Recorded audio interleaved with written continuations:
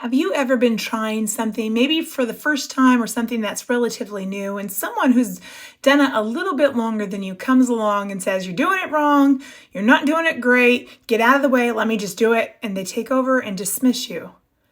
Well, if you've had this experience, you know it doesn't feel very good.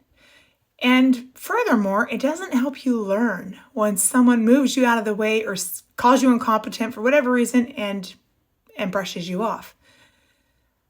In the Christian faith, sadly, we tend to do this to a lot of people. We take the verses like, "You must be holy as I am holy," or "Be perfect as I am perfect." And we want to apply this to people who are still growing in their faith. First, we must remember that everyone is on a different journey in their faith. We didn't all start in our faith at the same time, or at the same point in life, or under the same circumstances. We're all growing differently.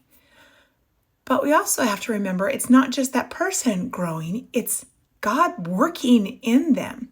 In Philippians 1:6, Paul, who's writing a letter to the Philippians, says that he is confident of this, that he who began a good work in them will bring it to completion.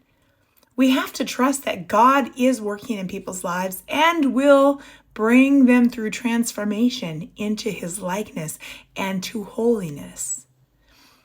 So, rather than trying to force people to be in our mold of what perfect looks like now, when we also realize that we aren't perfect and we won't be perfect until we are glorified with Christ, let's give people grace.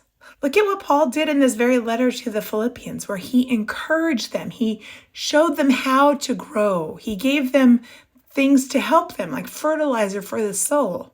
He didn't say, "You're doing it wrong, I'm going to whack you, I'm going to take over." He helped them along. We will do much better if we come alongside people on their spiritual journey than whacking them where they're at and telling them they're not good enough. Let's not quench the spirit in people, but help them grow in the grace and knowledge of Jesus Christ. Blessings on you today.